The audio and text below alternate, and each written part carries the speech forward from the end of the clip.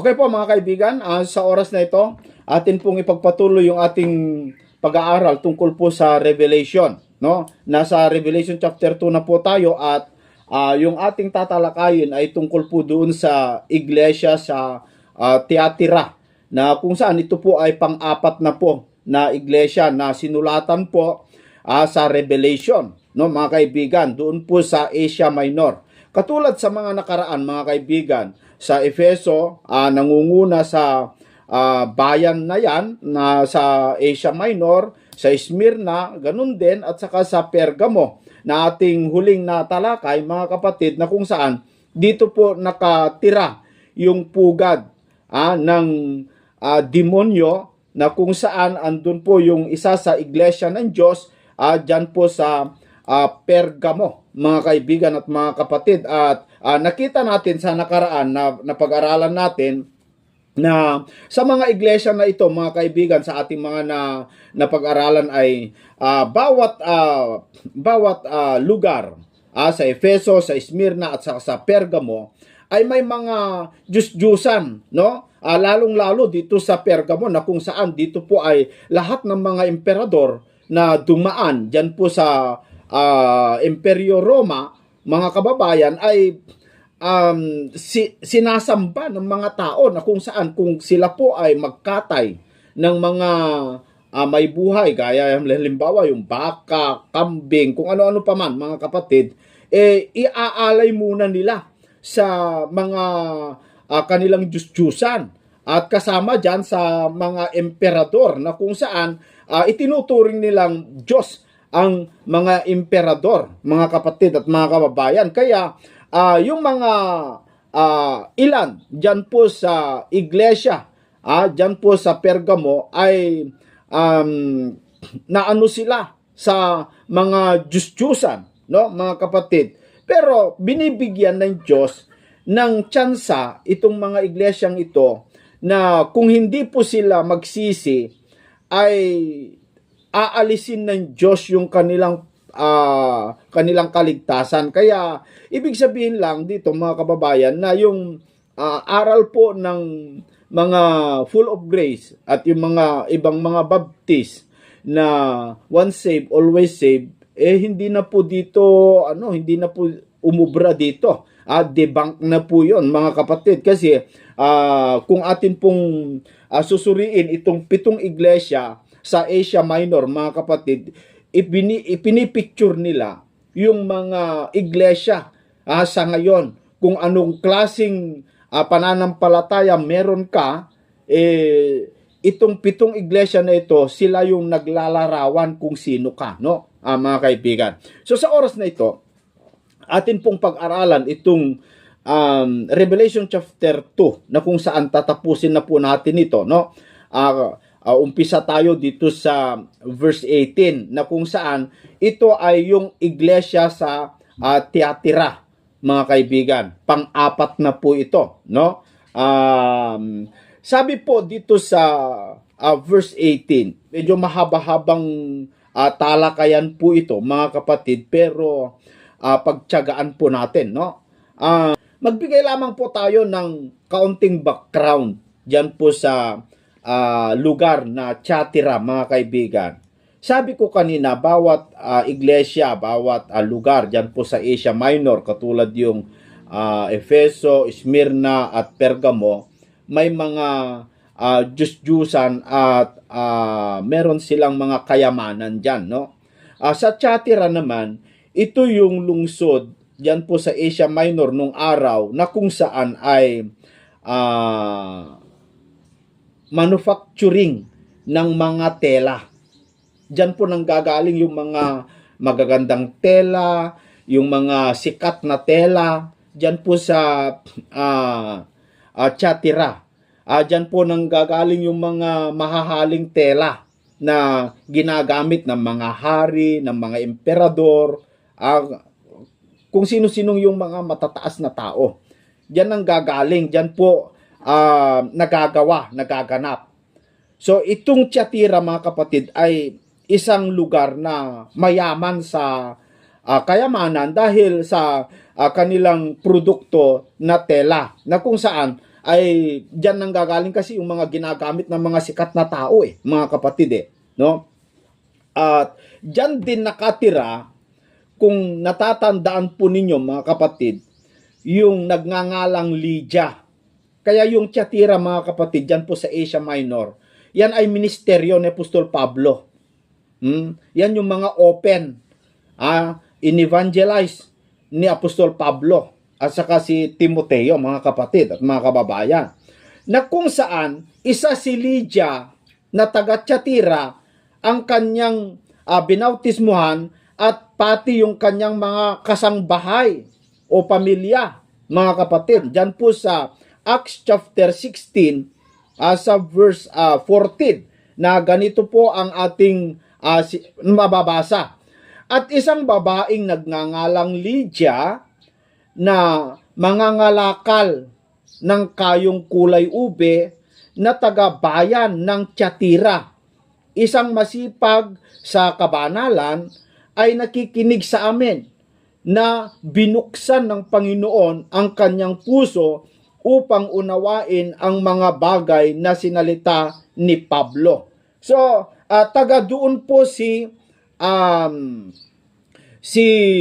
Lydia, mga kaibigan at mga kapatid, na binuksan ng Panginoon ang kanyang pagkaunawa at naunawaan niya yung tungkol po sa kaligtasan na ipinangaral po ni Apostol Pablo, na kung saan itong si Lydia nakatira doon at siya yung isa sa mga miyembro doon sa Thyatira, mga kapatid, at mayaman. Kasi nung nabautismuhan po siya, pumasok siya o tumuloy doon sa bahay niya si Apostol Pablo. Kumbaga, isa siya sa mga tinirahan ni Apostol Pablo diyan po sa Asia Minor, mga kapatid at mga kababayan. Kaya nakita natin na diyan po sa Thyatira, isa sa manufacture ng mga tela, mga kayong kulay ube, yan, mayaman na lugar. At isa pa mga kapatid na ating nakita sa kasaysayan, diyan po sa Thyatira, meron po silang pinaglilingkuran o dinidiyos na nagngangalang Apolos. Hindi si Apollo Kibuloy sa Davao yon, mga kapatid. Doon sa Thyatira, may Diyos-Diyusan doon na Apolos, na anak daw, ito ayon sa kasaysayan, anak daw ni Zeus. Yung Zeus po mga kapatid ay isa sa mga Diyos-Diyusan na mabasa natin doon po sa Acts, sa libro ng Acts chapter 14 yata yon, kung hindi ako nagkakamali mga kapatid.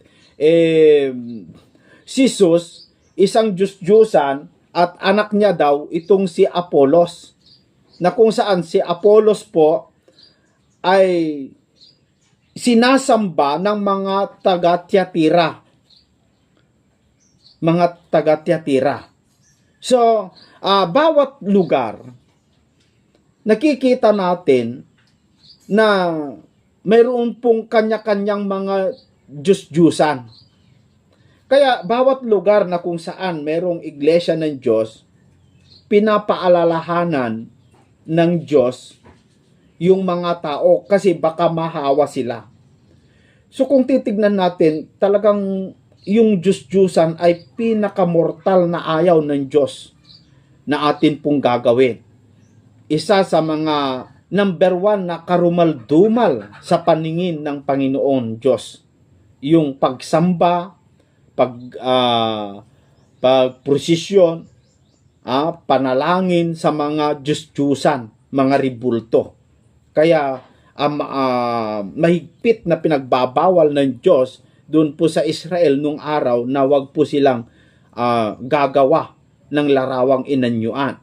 So sa oras na ito, atin pong pag-aralan itong Revelation chapter 2, na kung saan tatapusin na po natin ito, no? Umpisa tayo dito sa verse 18. At sa anghel ng iglesia sa Thyatira ay isulat mo, ang mga bagay na ito ay sinasabi ng anak ng Diyos. dito sinabi talaga anak ng Diyos. Yung nagsasalita dito o yung nagpadala ng letter doon po sa Thyatira na kung saan ay pinadala sa isang anghel na ipinasulat kay Juan para ipadala sa anghel ng iglesia sa Thyatira, ito sabi niya ay sinasabi ng anak ng Diyos. So anak ng Diyos, si Kristo ang nagsasabi dito. Tandaan nyo mga kapatid, gusto kong ipapansin. Ang nagsasalita dito ay yung anak ng Diyos na kung saan si Kristo, na may mga matang gaya ng ningas ng apoy. At ang kanyang mga paa ay gaya ng tansong binuli. 19. Nalalaman ko ang iyong mga gawa at ang iyong pag-ibig at pananampalataya at ministeryo at pagtitiis at ang iyong mga huling gawa ay higit kaysa mga una. Kung napansin po ninyo mga kapatid, inilarawan kung ano po ang itsura, yung anak ng Diyos na kung saan may matang parang apoy. Parang apoy. Yung kanyang paa ay parang tansong binuli. Yun kasi yung parang karakter ipinipicture niya kung anong klaseng anak ng Diyos ito, mga kaibigan. At dito sa 19, nakikita natin na katulad din doon sa Efeso, sa Smyrna, sa Pergamo, na nalalaman ko, sabi niya, ang iyong mga gawa. Sa makatuwid, sa Panginoong Hesukristo po, mga kapatid at mga kababayan, o sa Diyos, walang nakalihim sa kanyang mga nilalang. Walang nakalihim, hindi pulingid sa kanya yung mga nangyayari sa bawat sulok ng buong daigdig. Kasi, kung atin pong babasahin doon po sa Proverbio 15:3, yung mata ng Panginoon ay nasa lahat ng dako, na kung saan nakikita niya lahat. Katulad din dito sa iglesia sa Thyatira, mga kaibigan, nakita natin na nalalaman ko, sabi ng Panginoong Hesukristo, ang iyong mga gawa at ang iyong pag-ibig. So alam ng Diyos kung gaano nila minamahal ang Panginoong Hesukristo. At pananampalataya, hindi lingid sa kanila. Hindi lingid sa Kanya. At ministeryo. At pagtitiis. At ang iyong mga huling gawa ay higit kaysa mga una. So hindi katulad doon po sa ating napag-aralan sa Efeso, na kung saan yung kanilang pag-ibig ay lumamig. Di ba mga kapatid? Lumamig yung kanilang pag-ibig. Yung dating init ng kanilang pananampalataya ay lumamig. Pero dito po sa Thyatira, yung kanilang pag-ibig at yung pananampalataya, yung ministeryo nila, yung kanilang pagtitiis, ay hinigitan pa yung kanilang ginagawa, mas higit pa. Ibig sabihin, nag-level up o nag-grow. Ang isa sa itinuturo dito, mga kaibigan, sa iglesia sa Thyatira ay kailangan ang isang mananampalataya o isang iglesia, grupo or isang mananampalataya, dapat mag-level up, mag-grow. Hindi lamang po sa bilang, kasi yung bilang kasi hindi masyadong yan. Dapat ang mag-grow sa atin yung spiritual life natin, yung buhay nating spiritual, yung ating pananampalataya, yung bilang sa church, yung bilang ng miyembro, okay kung dumami. Pero ang pinakamagandang umangat sana sa mga mananampalataya sa Diyos, yung pananampalataya nila ay dapat umangat. So ang ibig ng Diyos, mga kaibigan, umangat yung ating spiritual life. Yun po ang gustong ipahiwatig dito po sa iglesia sa Thyatira, no? Na yun dapat ay mangyari din sa atin. Sa 20, datapwat mayroon akong laban sa iyo, na pinahihintulutan mo ang babaeng si Jezabel, na nagpapanggap na propetisa at siya'y nagtuturo at humihikayat sa aking mga lingkod upang makiapid at kumain ng mga bagay na inihain sa mga Diyos-Diyusan. Nasabi ko kanina, dyan po sa Asia Minor, yung mga emperador, mga kapatid, ginagawang mga Diyos-Diyusan, at kapag sila po ay magkatay ng mga baka, ganun, o yung mga pagkain na hayop, iaalay muna nila sa kanilang mga Diyos-Diyusan.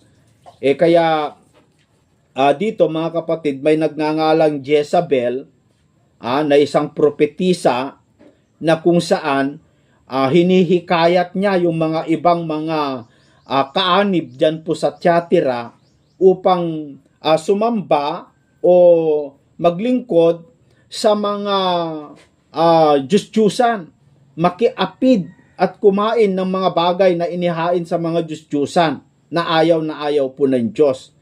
Kaya bawat lugar, ito yung spiritual na kalaban ng mga mananampalataya, miski sa atin, mga kaibigan, sa panahon natin, na kung inyo pong nakikita, napapansin, ay bawat lugar may mga tradisyon ng mga tao na ginagawa na kung saan ay labag po sa banal na kasulatan. Gaya halimbawa yung mga pista, no?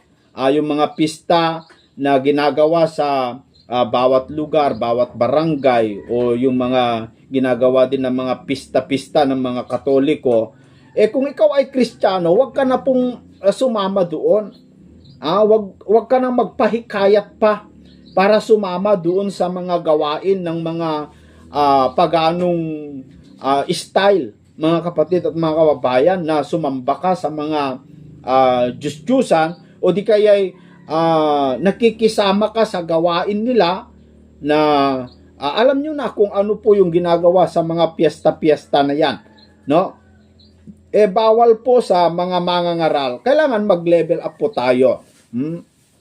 So yun po yung kinasusuklaman ng Diyos doon sa Thyatira, kasi bagamat lumalalim sila, umaangat yung kanilang pagkaunawa sa banal na kasulatan, pero mayroon pong gamat ni Satanas na nagngangalang Jezabel. Ewan ko lang kung ito yung Jezabel doon po sa Lumang Tipan, pero may nagsasabi po kasi na hindi talaga siya yon, kundi kung bakit ang pangalan niya ay Jezabel, dahil yung aral ni Jezabel doon po sa Lumang Tipan ay yun din ang aral itong Jezabel na propetisa na ito, mga kababayan, na hinihikayat niya yung mga taga Thyatira at kabilang doon yung mga sumasamba sa tunay na Diyos, yun doon sa iglesia sa Thyatira, na hinihikayat niya na sumamba rin o maglingkod at kumain sa mga inihain sa mga Diyos-Diyusan na ipinagbabawal ng Diyos, mga kapatid. Kaya bawal yung pagkain ng dugo, yung pagkain ng inihain sa mga Diyos-Diyusan, at yung pakikiapid. Yun yung mga sinabi doon sa Acts chapter 15 verse 29 na talagang ipinagbabawal ng Diyos, isa sa mga karumal-dumal sa Diyos, mga kapatid. Dito sa verse 21, at binigyan ko siya ng panahon upang makapagsisi, at siya'y ayaw magsisi sa kanyang pakikiapid. Tignan nyo, mga kapatid, dito sa verse 20. Ayaw na ayaw ng Diyos yung ginagawa ng ilan. Dyan po sa Thyatira, na nagpapahikayat sila sa bulaang propeta na si Jezabel. Binigyan ng Diyos ng panahon upang makapagsisi sila at manumbalik sa makatuwid, mga kababayan. Kahit nasa iglesia ka na ng totoo, kung ikaw ay lumihis ng landas, mawawala yung kaligtasan mo. Pero binibigyan ka pa rin ng Diyos ng isang pagkakataon para manumbalik, para ikaw ay magsisi at tatanggapin ulit ng Panginoong Diyos. Kaya, napaka halaga ng tao, lalong-lalo yung mga naging anak ng Diyos, yung mga sumasampalataya sa Diyos, nagsisi sa unang pagkakataon at nalihis ng landas dahil sa mga masasamang mangangaral, binibigyan pa rin ng Diyos ng pangalawang pagkakataon upang makapagsisi. Kaya, yung sinasabi ng iba na yung masama ay mahirap mamatay, alam nyo, iba yung pagkaunawa ng iba eh. Kung sa bagay, sabi-sabi lamang po yun. No? Pero ang isa sa dahilan kung bakit po ang Diyos ay hindi niya basta-basta kinukuha yung masama, hindi dahil mahal niya o hindi dahil mahirap mamatay, kundi dahil hinihintay ng Diyos na siya'y magsisi. Dahil ang ibig ng Diyos, mga kaibigan at mga kababayan, kung atin pong babasahin sa libro po ng ikalawang Pedro, dito po sa kapitulo 3, sa versikulo 9, mga kaibigan, sabi po ni Apostol Pedro, hindi mapagpaliban ang Panginoon tungkol sa kanyang pangako, na gaya ng pagpapalibang ipinalalagay ng iba. Ano dahilan?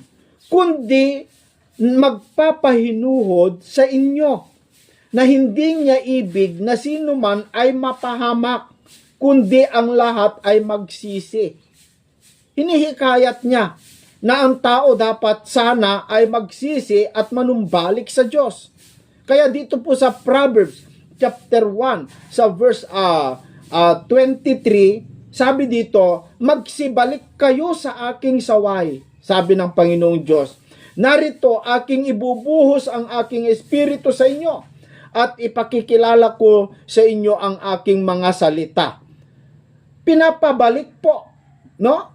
Dahil sa pag-ibig ng Diyos, doon po sa mga taga-Tiyatira, iniibig niya, minamahal niya yung mga taga-Tiyatira, mga kaibigan. Bagamat sila'y nagkasala, binibigyan ulit ng Diyos ng pangalawang pagkakataon. At binibigyan ko siya, sabi dito sa 21, ng pagkakataon upang makapagsisi at siya'y ayaw magsisi sa kanyang pakikiapid. Bagamat pinagsisisi ng Diyos, itong mga taga-Tiyatira, matigas ang ulo. Matigas ang ulo, mga kapatid. Ayaw magsisi. Ayaw nila. Ayaw naming magsisi. Masarap ang buhay. Ganun siguro, mga kapatid. No? Ayaw eh. Kaya ang mangyari, mga kapatid, kung ayaw mo, ituloy ko lamang po dito sa Proverbs, no? Bago natin ipagpatuloy doon sa Revelation. Proverbs chapter 1 verse 24, sapagkat ako'y tumawag at kayo'y tumanggi, aking iniunat ang aking kamay at walang makinig. Kung inyong iniuwi sa wala ang buo kong payo at hindi ninyo inibig ang aking saway, ako naman ay tatawa sa karawan ng iyong kasakunaan. Ako'y manunuya, pagka ang iyong takot ay dumarating. Pagka ang iyong takot ay dumarating na parang bagyo at ang iyong kasakunaan ay dumarating na parang ipo-ipo, pagka ang hirap at hapis ay dumarating sa inyo, kung magkagayoy tatawag sila sa akin, ngunit hindi ako sasagot. Hahanapin nila akong masikap, ngunit hindi nila ako masusumpungan. Yun po yung mangyayari kapag hindi mo pinansin yung ikalawang pagkakataon na ibinibigay ng Diyos. Kaya, yun ang banta ng Panginoon. Miski dito sa Tiyatira, mga kaibigan, yun din ang banta ng Diyos sa mga taga-Tiyatira dahil ayaw nila yung pangalawang tsansa na ibinigay ng Diyos. Mas naniniwala sila kay Jezebel, doon sa panghikayat niya na magsamba sa mga Diyos-Diyusan, yung kanilang pagka-level up sa pananampalataya, mga kapatid, meron pa rin mga ilan sa kanila na nakikiapid. Katulad din sa panahon natin mga kababayan na kung saan dito sa mga iglesia ngayon, bagamat may mga matuwid at talagang sincere sa kanilang pananampalataya, pero marami pa rin yung mga nahihikayat sa pagsamba sa mga Diyos-Diyusan. Kaya kahit sabihin natin, ito yung tunay na iglesia, ito yung tunay na totoo sa aming relihiyon, alam nyo mga kapatid, hindi. Meron at meron pa rin mga hindi makatotohanan dyan. Sa 22, narito aking siyang iniraratay sa higaan. At ang mga nakikiapid sa kanya'y sa malaking kapighatian, maliban na kung sila'y magsisi-pagsisi sa kanyang mga gawa. So, ito yung sinasabi doon sa Proverbs, no? Na kapag hindi mo pinansin yung panawagan ng Diyos, narito aking siya'y iniraratay sa higaan. Yung pagka-bedridden kung minsan, pag-ibig pa rin ng Diyos doon sa mga Swahili. Pag-ibig pa rin kasi habang ikaw ay naka-bedridden, binibigyan ka pa rin ng Diyos ng tsansa, baka sakali maano yung puso mo at manumbalik ka, mga kaibigan at mga kababayan. Pero alam nyo mga kapatid, yung isang tao na lumihis na ng landas, talagang mahirap na pong babalik yon. Dahil doon po sa Mateo, sabi ng Panginoong Jesucristo, yung isang tao na lalabasan ng masamang espiritu, kapag pinahintulutan niya na bumalik yung masamang espiritu na yon, na isa, tatawag ng 7 pa na mas lalong masama kaysa sa kanya. Magiging 8. Kaya kung ang dahilan kung bakit mahirap po magsisi yung mga tumalikod sa Diyos, dahil hindi dahil ayaw nila, kundi dahil malakas yung mga demonyo na nagpoposes sa kanila, mga kababayan. Kaya hindi nila makita dahil bulag na sila talaga sa katotohanan. No? Dito sa 23, tuloy natin. At papatayin ko ng salot ang kanyang mga anak. Grabe ito, no? At malalaman ng lahat ng mga iglesia na ako'y yaong sumasaliksik ng mga pag-iisip at ng mga puso, at binibigyan ko ang bawat isa sa inyo ng ayon sa inyong mga gawa. So pati yung pamilya, mga kababayan, yung masamang tao na yon, yung nag-backslide na yon, pati yung kanyang pamilya, sinisiyasat ng Diyos. Baka may nahawaan din. At kapag nakita niya na nahawaan din ng kanilang ama o kanilang ina o yung kanilang kapamilya na tumalikod, baka nahawaan din, idadamay ng Panginoon. Sinisiyasat niya rin yung puso nila. Tinitignan niya, kauri ba ito? Kapamilya niya, baka nakuha niya o nahawaan sa kanyang gawain. So, ang Diyos po mga kapatid, may matang nagniningas parang apoy, na kung saan sumisimbolo sa kaya niyang tignan, kaya niyang siyasatin kahit yung loob ng puso ng tao na mananampalataya. Walang lihim sa kanya.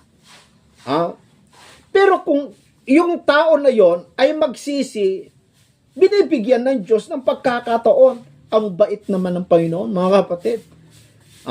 Napakabait naman ng Panginoon dahil binibigyan ka ng pagkakataon upang magsisi. Datapwat, sabi dito sa 24, sinasabi ko sa inyo, sa mga iba na nasa Tiatira, sa lahat ng walang aral na ito, na hindi nakakaalam ng malalalim na bagay ni Satanas, gaya ng sinasabi nila, hindi na ako magpapasan sa inyo ng ibang pasan. So doon po sa Tiatira, doon sa mga tao na hindi po nakakaalam ng malalim na bagay, tungkol po kay Satanas. Ganito po kasi yan mga kapatid. kapag umangat po yung pananampalataya mo, lumalim po yung paniniwala mo sa Diyos, kung gaano kataas yung pagkaunawa mo sa Diyos, ganun din kalalim yung malalaman mo kay Satanas. Kasi kung gusto mong malaman ang mataas na pagkaunawa sa Diyos, kailangan malaman mo din kung ano po yung mga gawa ni Satanas. Kaya sabi ng Diyos, doon sa mga tao dyan po sa Thyatira na hindi po nakakaalam masyado ng malalalim na bagay tungkol kay Satanas, hindi ko kayo binibigyan ng mga pasanin. Ibig sabihin, mga kapatid, ito yung sinasabi ko na sa mga sanggol na inosente sa kasalanan, walang alam sa katwiran, pati yung mga baliw, binibigyan ng Diyos ng konsiderasyon. Maliban lang doon sa tao na talagang nakakaalam ng paggawa ng mabuti. Mayroon pong konsiderasyon ng Diyos. 25. Gayon may, ang nasa inyo'y panghawakan ninyong matibay hanggang sa ako'y pumarian. Ang ibig sabihin ng Diyos dito ay, kung ano na yung nalalaman mong katunayan o aral ng Diyos, hawakan mo yon, panghawakan mong matibay. Huwag mong pakawalan. Yung pananampalataya mo, panghawakan mo hanggang sa pabalik ang Panginoong Jesucristo. Ibig sabihin, huwag kang aalis. Magpatuloy ka hanggang sa wakas. Dahil sabi doon sa Mateo 24 verse 13, ang sino mang nananatili hanggang sa wakas ay siyang maliligtas. Panghawakan mong matibay yung pananampalataya mo, huwag kang bibitiw hanggang kamatayan. Ipagpatuloy mong sumampalataya sa totoong aral ng Diyos. Saan ka man naruroon? Saan ka man naruroon? Anumang klaseng organization ang kung saan ka, mga kaibigan, para sa akin, sundan mo lang yung aral ni Kristo. Pero mahirap kasi lalong-lalo kapag nasa Iglesia Katolika ka, ididikdik sa iyo yung pagsamba sa mga Diyos-Diyusan Kaya kung ako lang, kung andyan ka at gusto mo talaga ng maligtas, lumayas ka dyan Pati doon sa mga nagsasabing mga appointed son daw. Idinidikdik nila yung mga nagsasabing tao raw si Kristo. Idinidikdik kapag ikaw po'y makipagmiyembro, ididikdik yung kanilang turo na mali Kaya kung ako lang siguro mga kapatid, kung ayaw mo din lang ng mga organization dahil marami kang nakikitang katitisuran sa mga miyembro o sa leader kung ano man, baka siguro mas maganda magsaliksik ka na lang, mag-aral ka, manalangin ka sa Diyos na gabayan ka at ituro niya yung dapat. Kasi ang tunay na pagsamba mga kaibigan, wala doon sa sekta. Ang tunay na pagsamba, yung paggawa ng mabuti. Yung pagtulong sa kapwa, yung paggawa ng mabuti at pagsunod sa mga aral ng Diyos, yun ang tunay na pagsamba na hinahanap ng Diyos. Okay? Sabi dito, gayon may, ang nasa iyo'y panghawakan ninyong matibay hanggang sa ako'y pumarian. At ang magtagumpay, sabi dito sa verse 26, at tumupad ng aking mga gawa hanggang sa katapusan, ay bibigyan ko ng kapamahalaan sa mga bansa. May pangako ang Diyos, no? Yung magtagumpay daw, tutupad sa kanyang mga salita. Ito'y sinasabi niya sa mga iglesia dyan po sa Thyatira at lahat ng mga sumasampalataya sa Diyos, na yung magtagumpay hanggang sa katapusan, bibigyan ko, ito yung pangako, bibigyan ko ng kapamahalaan sa bawat bansa. Meron siyang ibibigay na kapamahalaan, paghahari. Saan? Sa mga bansa.